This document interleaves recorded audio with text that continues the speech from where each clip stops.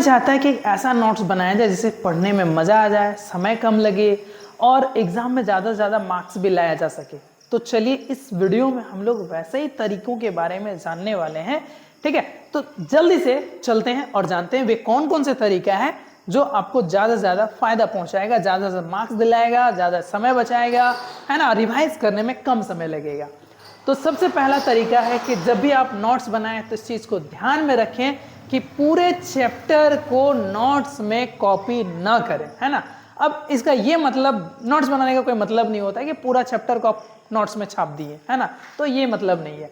Keywords पर focus करें। दूसरा तरीका क्या है कि जो कीवर्ड्स है, इंपॉर्टेंट पॉइंट है, उनको जो है ना जरूर जो है ना उसको नोट्स में शामिल करना है। जैसे एग्जाम्पल के लिए कारण हो गया, विशेषता हो गया, लाभ हो गया, हानि हो गया, एग्जाम्पल हो गया। तो इस तरह से कीवर्ड्स को क्या करना है, इंपॉर्टेंट पॉइंट को उसे शामिल करना ही है ना, समझेंगे नहीं। तो कीवर्ड्स को जरूर जो है ना फोकस आपको करना है, नोट्स में उसे शामिल करना है। उसके बाद क्या है, 1 पेज नोट्स बनाने का प्रयास करें। मतलब हर एक चैप्टर का, जितने भी चैप्टर हैं, हर एक चैप्टर का एक आप शॉर्ट नोट्स बनाएं। मतलब एक लॉन्ग नोट्स तो रहेगा जिसमें आपको डिटेल से लिखना है, सारी चीजें लिखनी है ना। ठीक है, अब एक पेज ऐसा होगा हर एक चैप्टर का जो पूरा नोट्स को बताता हो, नोट्स को मतलब सारी चीजें उसमें इंक्लूड हो, शामिल हो। अब एक पेज रिवाइज करने में मुश्किल से 2 से 5 मिनट लगेगा। अब 2 से 5 मिनट अगर आप रिवाइज कर लें तो समझ लिए कि आपका पूरा चैप्टर रिवाइज हो गया। ठीक है, तो 1 पेज नोट्स आपका बहुत ज़्यादा समय बचाने वाला है। तो हर एक चैप्टर का आप शॉर्ट नोट्स जरूर बनाएं और वो प्रयास रखें कि एक पेज का ही हो।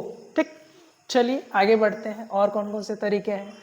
ठीक है, अब क्या है कि डायग्राम और फ्लो चार्ट्स का इस्तेमाल करें, है ना। अब क्या करना है कि आपको डायग्राम का इस्तेमाल करना है और फ्लो चार्ट का इस्तेमाल करना है नोट्स में। ठीक है, क्यों, क्योंकि ये जो डायग्राम फ्लो चार्ट है वो आपको ज़्यादा याद रहेगा। ठीक है ना। तो और दिमाग को ना ज़्यादा फिगर वगैरह ऐसी चीज़ें ज़्यादा याद रहता है। ठीक है, तो इसलिए माइंड मैप बनाना है, फ्लो चार्ट बनाना है। ठीक है, समझे।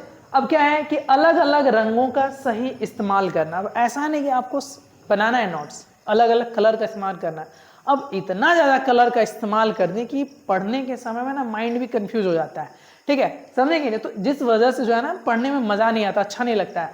तो सही जो कलर है और सही जगह पे उसका सही इस्तेमाल करना है ना। तो प्रयास करें कि ज़्यादा से ज़्यादा रंगों का इस्तेमाल ना करें और जो भी रंगों का इस्तेमाल करें अब सही जगह पे इस्तेमाल करना है। ठीक है, अब आगे आता है रिवीजन के समय को नोट जो है ना, नोट्स जो है उसको आपको क्या करना है, अपडेट करना है। ठीक है, जब आप रिवाइज कर रहे हैं तो आपको लगता है कि नहीं ये नोट्स में ये चीज़ें छूट गई है, ठीक है, ये इंपॉर्टेंट है और वो छूट गया है, तो उसको क्या करना है कि आपको इंक्लूड करना है, उसमें शामिल करना है। ठीक है, अब ये कैसे होगा, अब आप तो कंप्लीट बना लिए हैं और आप पेज नहीं छोड़े हैं, तो प्रयास करें कि जिस चैप्टर का आप नोट्स बना रहे हैं हर चैप्टर के बाद, हर चैप्टर के लास्ट में कुछ जगह जरूर रखें, 1-2 पेज जगह रखें, ताकि कुछ चीजें उसमें अच्छी अच्छी चीजें ऐड किया जा सके, है ना। ठीक है, ताकि वो सारा टोटल चैप्टर अच्छी चीजें सब एक ही जगह रहे। अब अलग अलग फिर आप अलग अलग कॉपी में अलग अलग नोट्स बनाएंगे तो फिर वो क्या होगा कि दिक्कत हो सकती है, रिवाइज करने में ज़्यादा वक्त लग सकता है, फिर पता नहीं कौन सा नोटबुक किधर गायब हो जाए, कहाँ पहुँच जाए। ठीक है, तो एक ही नोटबुक एक सब्जेक्ट का हो और उसमें हर चीज़ें अच्छी से शामिल हो, एक ही जगह हो, ताकि एग्जाम के समय में वो बेहतरीन तरीके से आपका रिवाइज हो सके और ज़्यादा ज़्यादा क्वेश्चन को आप डील कर सको। ठीक है, अब अगला क्या है, अगला तरीका है अपने शब्दों में नोट्स को लिखना है, नोट्स को बनाना है। अब ऐसा नहीं कि मतलब किताबी लैंग्वेज है ना पूरा आप नोट्स में लिख दिए हो। ठीक है, तो प्रयास करें कि मतलब जो नोट्स होगा, ठीक है, नोट्स का जो लैंग्वेज होगा वो क्या होगा कि अपने शब्दों में हो, अपने वर्ड्स का आप ज़्यादा से ज़्यादा इस्तेमाल कर सको, ताकि वो चीज़ें समझना भी आसान होगा और उस चीज़ों को याद रखना भी आसान होगा। किताबी लैंग्वेज को याद रखना आसान नहीं है, अगर जब आप याद कर भी लेते हैं तो कहीं ना कहीं कुछ ना कुछ चीज़ें आप छूट जाता है, कुछ ना कुछ चीज़ें भूल जाते हैं।